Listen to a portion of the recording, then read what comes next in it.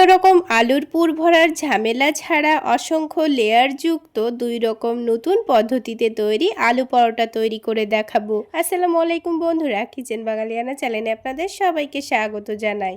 তো এই পরোটাগুলো তৈরি করে নেওয়ার জন্য প্রথমে আমি একটা মিক্সিং বোলের মধ্যে 2 কাপ পরিমাণ ময়দা নিয়ে নিচ্ছি। আপনারা চাইলে ময়দার পরিবর্তে আটাও ব্যবহার করতে পারেন, আবার আটা ময়দা দুটোও নিতে পারেন।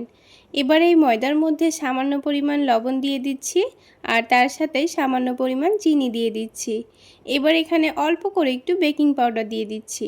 আপনারা যদি বেকিং পাউডার না দিতে চান না দিলেও চলবে, তবে বেকিং পাউডার অল্প করে একটু দিয়ে দিলে কিন্তু পরোটাগুলো অনেকটাই সফট এবং নরম তুলতুলে হয়, খেতে দারুণ লাগে। তো শুকনো উপকরণগুলো একটু ভালোভাবে মিশিয়ে নিয়েছি। এবার এখানে হালকা উষ্ণ গরম দুধ দিয়ে দেব। তো এখানে আমি 1 কাপ পরিমাণ দুধ নিয়েছি। দুধটাকে বারে বারে অল্প অল্প করে দিয়ে ডোটা মেখে নেব। তো আমি এখানে দুধ দিয়ে ময়দাটা মেখে নিচ্ছি। আপনারা চাইলে দুধের পরিবর্তে পানি দিয়েও ময়দাটা মেখে নিতে পারেন, তবে দুধ দিয়ে মেখে নিলে দেখবেন পরোটাগুলো খেতে দুর্দান্ত লাগে। আর বারে বারে অল্প অল্প করে দুধ দিয়েই ময়দাটাকে মেখে নিতে হবে, যেন ময়দাটা অনেকটা নরম না হয়ে যায়। একটু টাইট করে ময়দাটা মেখে নেব, আপনারা দেখে নিশ্চয়ই বুঝতে পারছেন। তো এই রকম করে ময়দাটা মেখে নেব। আর দেখুন 1 কাপ দুধের মধ্যে এখানে কিন্তু 3 থেকে 4 টেবিল চামচ মতো দুধ রয়ে গেছে। তো যেহেতু এই ডোটাকে আমি এখন 15 মিনিট মতো রেস্টে রাখবো, 15 মিনিটের মধ্যে কিন্তু ডোটা আগের থেকে অনেকটাই সফট হয়ে যাবে। আর দেখুন এবার এই ডোটার ওপরে আমি অল্প করে একটু ঘি দিয়ে দিচ্ছি, তবে আপনারা চাইলে ঘিয়ের পরিবর্তে এখানে সয়াবিন তেলও দিতে পারেন। তো ঘি দিয়ে ওপরটা একটু ভালো করে মাখিয়ে রেখে দেব, যেন ওপরের দিকটা না শুকিয়ে যায়। এবারে ময়দাটাকে একটা প্লেট দিয়ে ঢাকা দিয়ে আমি 15 মিনিটের জন্য এভাবে রেস্টে রেখে দেব। 15 মিনিটের মধ্যে এদিকে আমি আগে থেকে আলু সেদ্ধ করে নিয়েছি, আর তার মধ্যে এই আলুর পুর তৈরি করার জন্য একটা দারুণ টেস্টি মশলাও রেডি করে নেব। তো সেই জন্য এখানে একটা তড়কা প্যানের মধ্যে সামান্য পরিমাণ জিরা নিয়ে নিয়েছি, সামান্য পরিমাণ ধনে নিয়েছি, আর অল্প করে একটু আজওয়াইন নিয়ে নিয়েছি। এবার এগুলোকে হালকা করে একটু ভেজে নিতে হবে। একটু চামচ দিয়ে ভালো করে নাড়াচাড়া করে নিয়ে ভেজে নিচ্ছি। এই মশলাগুলো যেন একটু মুচমুচে হয়ে যায়, ভালো করে গুঁড়ো করে নেওয়া যায়। তো সেই রকম করে মশলাটাকে আমাদের ভেজে নিতে হবে। এবার এই মশলাটা হালকা ঠান্ডা হয়ে গেলে একটা হামালদিস্তায় নিয়ে আমি ভালো করে এটাকে গুঁড়ো করে নেব। আর এই মশলাটা যদি আপনারা আলুর পরোটার মধ্যে আলুর পুরে দিয়ে দেন, তবে কিন্তু পরোটা খেতে দুর্দান্ত হয়। তো দেখুন মশলাটা আমি গুঁড়ো করে নিয়েছি। এবার এটাকেও এক সাইডে রেখে দেব। আর এই তড়কা প্যানের মধ্যে আবারও অল্প করে একটু তেল দিয়ে দিয়েছি, দিয়ে একটা ডিম ভেঙে নেব। ডিমের মধ্যে সামান্য পরিমাণ লবণ দিব, দিয়ে ডিমটাকে একটু কুচি করে ভেজে নেব। তো এখানে ডিমটাও কেন ভেজে রাখছি সেটা পুরো ভিডিও দেখলে আপনারা বুঝতে পারবেন। তো আমি এখানে একটা ডিম নিয়েছি, আপনারা চাইলে 2টো ডিমও ভেজে নিতে পারেন। তো ডিমটাকে একটু ভালো করে কুচি করে নিচ্ছি। খুব ভালো করে কুচি করে ভেজে নিতে হবে। আর দেখুন হালকা লালচে করেও ভেজে নিয়েছি। এবার এই ডিমটাকে আমি এখন নামিয়ে এক সাইডে রেখে দেব। এবার আমি আলুর পুরটা তৈরি করে নেব। তো এখানে আমি 4টা আলু সেদ্ধ করে নিয়েছি। তো এই সেদ্ধ আলুটাকে ভালো করে গ্রেট করে নিতে হবে। তো আমি এখানে মিডিয়াম সাইজের 4টা মতো আলু নিয়ে নিয়েছি। আপনাদের পরোটার পরিমাণ যদি বেশি থাকে তাহলে আলুর পরিমাণটাও বাড়িয়ে নিতে হবে। তো সবগুলো আলুকে ভালো করে গ্রেট করা হয়ে গেছে। এবার এখানে স্বাদ মতো লবণ দিয়ে দিয়েছি, তার সাথেই দিয়ে দেব পেঁয়াজ কুচি। তো আমি এখানে কাঁচা পেঁয়াজই ব্যবহার করলাম, আপনারা চাইলে এখানে পেঁয়াজ ভাজাও দিতে পারেন। এবার এখানে ঝালের জন্য অল্প করে একটু কাঁচামরিচ কুচি আর ধনেপাতা কুচি দিয়ে দিচ্ছি। তার সাথে যে গুঁড়ো করা মশলাটা রেখেছিলাম সেটা দিয়ে দিয়েছি। আর এই আলুর পুরটা একটু চটপটা তৈরি করে নেওয়ার জন্য অল্প করে একটু চাট মশলাও দিয়ে দিয়েছি। তার সাথে যে ডিমটা ভেজে রেখেছিলাম সেটাও দিয়ে দিচ্ছি। এতে করে আলুর পুরের টেস্টটা কিন্তু দারুণ আসবে। আপনারা একবার হলো এইভাবে আলুর পুর তৈরি করার সময় অল্প করে একটু ডিম ভেজে দিয়ে দেখবেন, খেতে দুর্দান্ত হয়। তার সাথে আমি 2 টেবিল চামচ পরিমাণ টমেটো সসও দিয়ে দিয়েছি। এবার সব কিছু একসঙ্গে ভালোভাবে মিশিয়ে নিচ্ছি। তো আপনারা চাইলে এইভাবে আলুর পুর রেডি করে নিয়ে আপনারা আলুর পুরটা দিয়ে কচুরিও বানিয়ে খেতে পারবেন, অথবা সিঙ্গারাও তৈরি করে খেতে পারবেন, দেখবেন দারুণ লাগবে। তো আলুর পুরটা রেডি হয়ে গেছে। এবার আমি আপনাদের পরোটাগুলো তৈরি করে দেখিয়ে দিচ্ছি। তো 15 মিনিট পর ডোটাকে আবারও একটু ভালো করে হাত দিয়ে মেখে নিতে হবে। তো ডোটা দেখুন আগের থেকে কিন্তু অনেকটাই নরম হয়ে গেছে। তো ডোটাকে একটু ভালো করে মথে নিয়ে আমি এখানে একটু মিডিয়াম সাইজের কয়েকটা লেচি কেটে নিয়েছি। এখানে আমি মিডিয়াম সাইজের 6টা মতো লেচি কেটে নিয়েছি। এবার হাতের তালুতে একটু ভালোভাবে ঘুরিয়ে ঘুরিয়ে সফট করে লোই তৈরি করে নেব। তারপর এটাকে অল্প করে একটু ময়দা ছড়িয়ে দিয়ে বেলে নেব।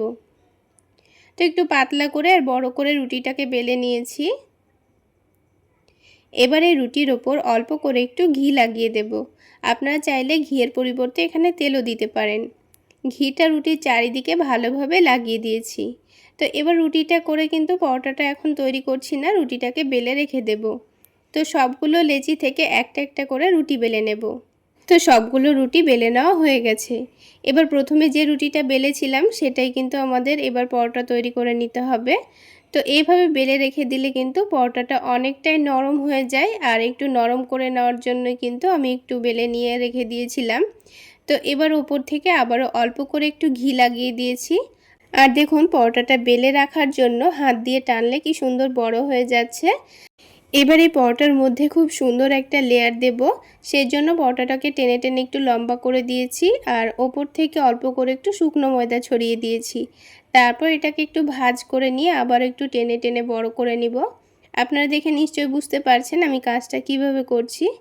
এবার দুটো আঙ্গুলে এটাকে জড়িয়ে জড়িয়ে একটু ভালো করে রোল করে নেব। রোল করে নেওয়া হলে একটা সাইডকে এভাবে করে একটু ভালো করে চেপে দিতে হবে। তো আমাদের একটা লাচ্চা কিন্তু তৈরি করা হয়ে গেল। এইভাবে করে সবগুলোই রেডি করে নেব। আর এটা তৈরি করা খুবই সহজ। আর বন্ধুরা, এর আগেও আমি আপনাদের সঙ্গে আলুর পুর ভরা লাচ্ছা পরোটা রেসিপি শেয়ার করেছি। আর এই আলুর পুর ভরা লাচ্ছা পরোটাটা আমি আপনাদের সঙ্গে একটু অন্যরকমভাবে শেয়ার করলাম।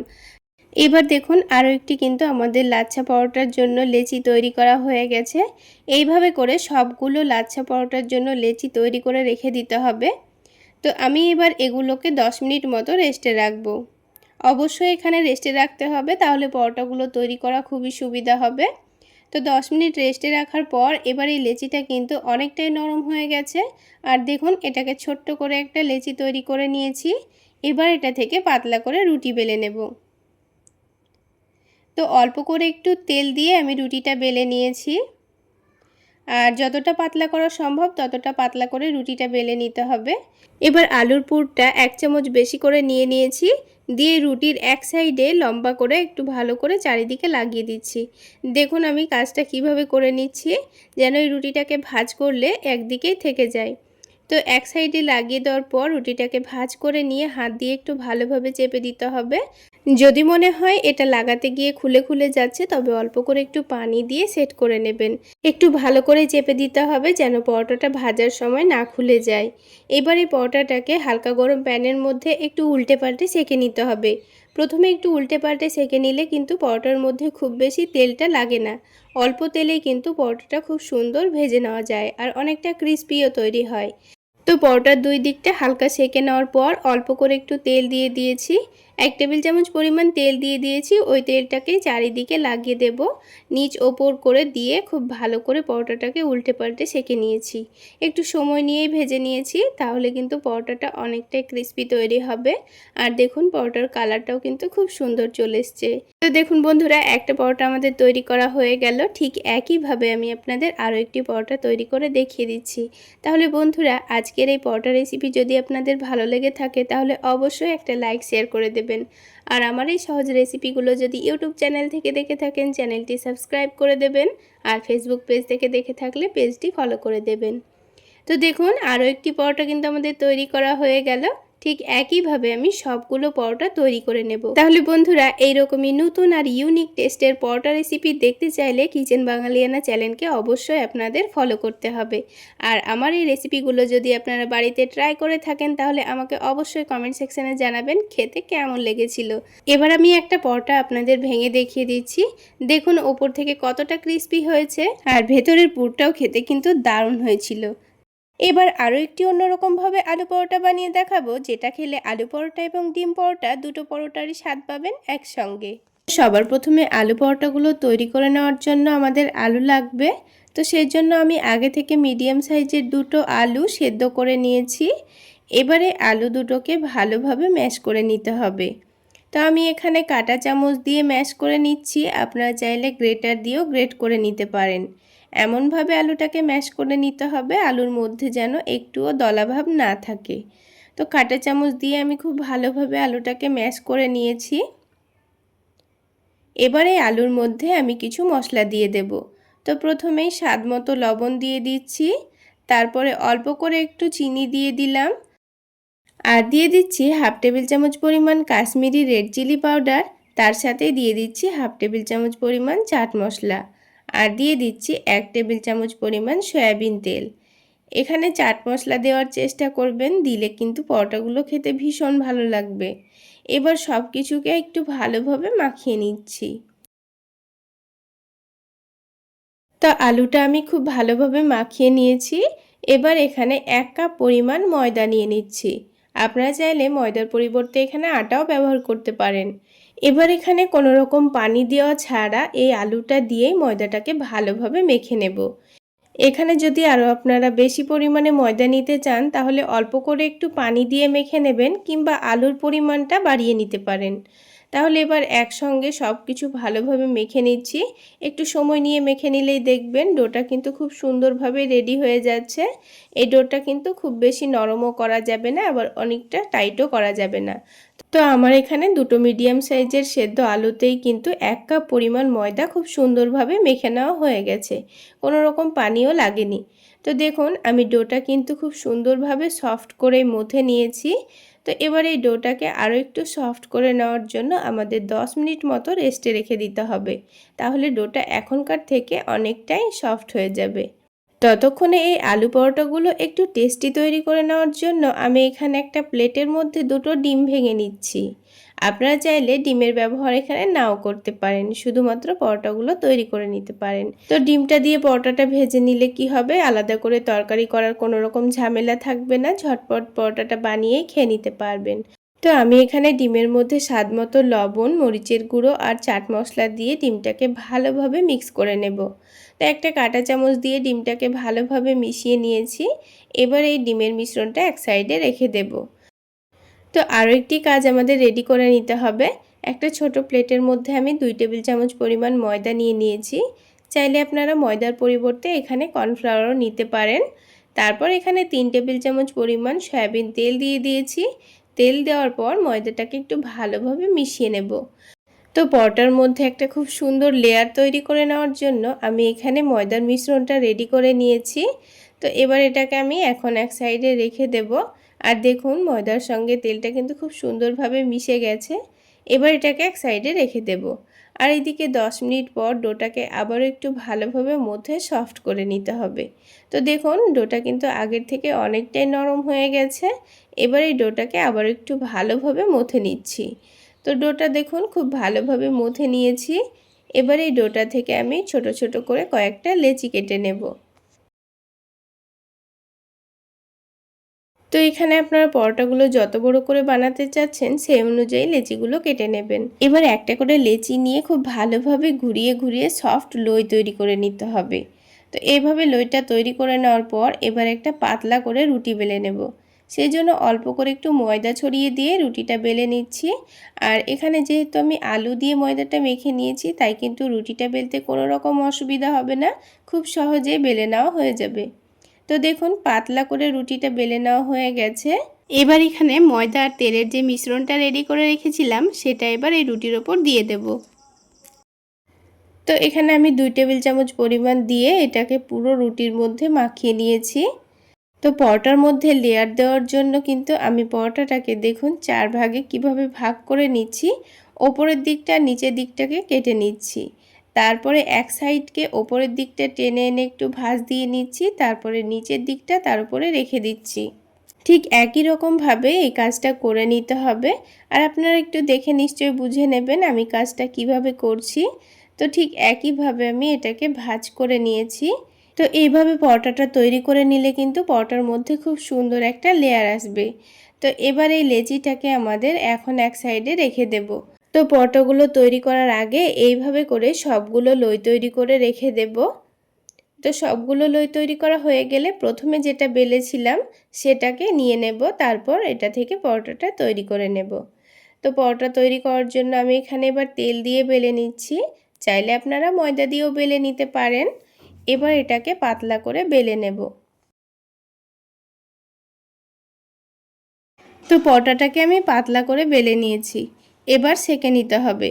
তো পরোটা সেঁকে নেওয়ার জন্য আগে থেকে প্যানটা হালকা গরম করে নিয়েছি। তো প্রথমে তেল না দিয়ে এভাবে একটু উল্টে পাল্টে সেঁকে নিতে হবে। হালকা সেঁকে নেওয়া হয়ে গেলে তারপর এখানে অল্প করে একটু তেল দিয়ে দিচ্ছি।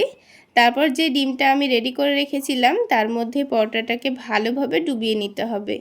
তো এভাবে ডুবিয়ে নেওয়ার পর এটাকে এবার তেলে দিয়ে দিতে হবে। তারপর একদিকটা হয়ে আসলে এভাবে করে উল্টে দিয়ে একটু চেপে চেপে ভেজে নিতে হবে। তাহলে দেখবেন কিছুক্ষণের মধ্যে পরোটাটা খুব সুন্দরভাবে ফুলতে শুরু করেছে। তো দেখুন বন্ধুরা, পরোটাটা কিন্তু খুব সুন্দরভাবে ফুলেছে আর সবগুলো পরোটাই কিন্তু একেবারে ফুলকো তৈরি হবে। তো এই পরোটাটা এবার আমি তুলে নিচ্ছি। তো আমি আপনাদের আরও একটি পরোটা ভেজে দেখিয়ে দিচ্ছি। ঠিক একইভাবে এটাকে উল্টে পাল্টে ভালোভাবে একটু সেঁকে নেব। তারপর এটাকে তুলে নিয়ে ঠিক একইভাবে আবারও একটু তেল দিয়ে দিতে হবে। তারপর এটাকে ডিমের মধ্যে ভালোভাবে ডুবিয়ে নিয়ে তেলের মধ্যে ছেড়ে দিতে হবে। আর বন্ধুরা, এখানে গ্যাসের ফ্লেমটা মিডিয়ামে রেখে পরোটাগুলো ভেজে নেবেন। তাহলে কিছুক্ষণের মধ্যেই দেখবেন পরোটাগুলো আস্তে আস্তে ফুলতে শুরু করেছে। আর যদি এখানে গ্যাসের ফ্লেমটা বাড়িয়ে দিয়ে পরোটাগুলো ভেজে নেন তাহলে কিন্তু ওপরের ডিমটা পুড়ে যেতে পারে। তখন কিন্তু পরোটাগুলো খেতে খুব একটা ভালো লাগবে না। তো দেখুন সবগুলো পরোটাই কিন্তু একেবারে ফুলকো তৈরি হয়েছে। তো একটা একটা করে আমি সবগুলো পরোটা তৈরি করে নিয়েছি। এই পরোটাগুলো বানিয়ে কোনো রকম সবজি ছাড়াই খালি মুখে খেয়ে দেখবেন, খেতে কিন্তু দারুণ লাগে। তাছাড়া আপনারা টমেটো সস দিয়েও খেতে পারবেন। তাছাড়া এভাবে ঝটপট বানিয়ে বাচ্চাদের স্কুল টিফিনেও আপনারা দিতে পারবেন। আর পরোটাগুলো অনেকক্ষণ পর্যন্ত একেবারে সফট নরম তুলতুলে থাকে। এবার একটা পরোটা আমি আপনাদের একটু ছিঁড়ে দেখিয়ে দিচ্ছি। তাহলে বন্ধুরা, আজকে এই পর্যন্ত। সকলে অনেক বেশি ভালো থাকবেন, সুস্থ থাকবেন। দেখা হচ্ছে আরও একটি নতুন রেসিপি নিয়ে নেক্সট এপিসোডে।